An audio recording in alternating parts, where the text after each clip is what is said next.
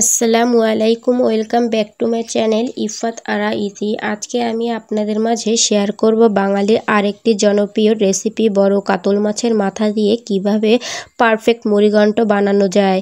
তাই ভিডিওটি স্কিপ না করে পুরো ভিডিওটি দেখুন, আশা করছি আপনাদের কাছে ভালো লাগবে। আর ভিডিও দেখতে দেখতে এখনও আমার চ্যানেলটাকে সাবস্ক্রাইব করেননি, প্লিজ আমার চ্যানেলটাকে সাবস্ক্রাইব করুন। আর যারা পেজ থেকে দেখছেন অবশ্যই পেজটাকে ফলো করে দিন। এখন চলে যাচ্ছি মূল রেসিপিতে। চুলায় একটি কড়াই বসিয়ে দিলাম। এখন আমি মুগ ডালটা ভেজে নিব গোল্ডেন ব্রাউন হওয়া পর্যন্ত। এতে করে ডালটা ভেজে নেওয়ার ফলে সুন্দর একটা ফ্লেভার আসে, তাই চেষ্টা করবেন ডালটা ভেজে নেওয়ার। আমি ডালটা 3 থেকে 4 মিনিটের জন্য ভেজে নিব।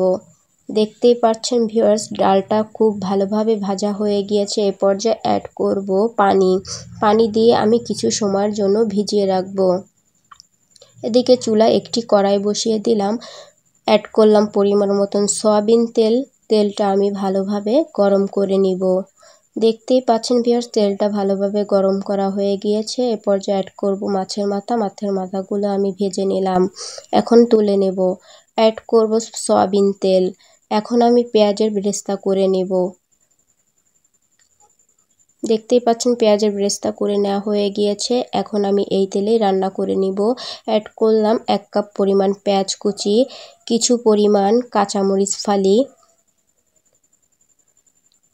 দারুচিনি, এলাচ, লবঙ্গ ও তেজপাতা 30 সেকেন্ডের জন্য ভেজে নিব।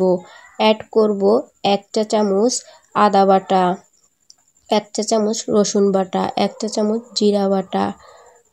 মশলাগুলো ভালোভাবে কষিয়ে নিব যাতে করে কাঁচা গন্ধ না আসে। অ্যাড করব 1 চা চামচ ধনিয়ার গুঁড়া, স্বাদ মতো লবণ, আবারও কষিয়ে নেব। এ পর্যায়ে অ্যাড করব সামান্য পরিমাণ পানি, 1/2 চা চামচ হলুদের গুঁড়া, 1/2 চা চামচ ঝালের গুঁড়া, 1 চা চামচ চিনি।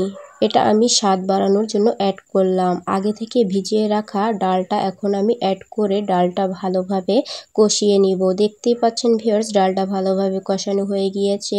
এই পর্যায়ে আমি অ্যাড করব কুসুম গরম পানি। চেষ্টা করবেন এখানে কুসুম গরম পানি অ্যাড করার। এখন আমি একটি ঢাকনার সাহায্যে ঢেকে রাখবো বলক আসা পর্যন্ত। দেখতেই পাচ্ছেন বলক চলে এসেছে। এ পর্যায়ে অ্যাড করব আগে থেকে ভেজে রাখা মাছের মাথা। এখন আমি ঢাকনা দিয়ে ঢেকে জাল করব। দেখতেই পাচ্ছেন রান্নাটা প্রায় কমপ্লিট হয়ে এসেছে। এই পর্যায়ে অ্যাড করব আমি ভাজা জিরার গুঁড়া। এতে করে ফ্লেভারটা অনেক ভালো আসে। 1 মিনিটের মতো জাল করে আমি চুলাটা অফ করে দিব। দেখতেই পাচ্ছেন ভিউয়ার্স, আমার রান্নাটা প্রায় একদম কমপ্লিট। আমার ভিডিওটা যদি আপনাদের কাছে ভালো লেগে থাকে অবশ্যই লাইক, কমেন্ট, শেয়ার করতে ভুলবেন না। এভাবে মুড়িঘণ্ট রান্না করলে সবাই আঙ্গুল চেটে পুটে খাবে। বিয়ে বাড়িতে গিয়ে তো আমরা বিভিন্ন ধরনের মুড়িঘণ্ট খেয়ে থাকি। তাই আর দেরি না করে আজই বাসা বাড়িতে বানিয়ে ফেলুন আমার মতন কাতল মাছের মাথা দিয়ে মুড়িঘণ্ট। আবারও দেখা হবে পরবর্তী ভিডিওতে। আল্লাহ হাফেজ।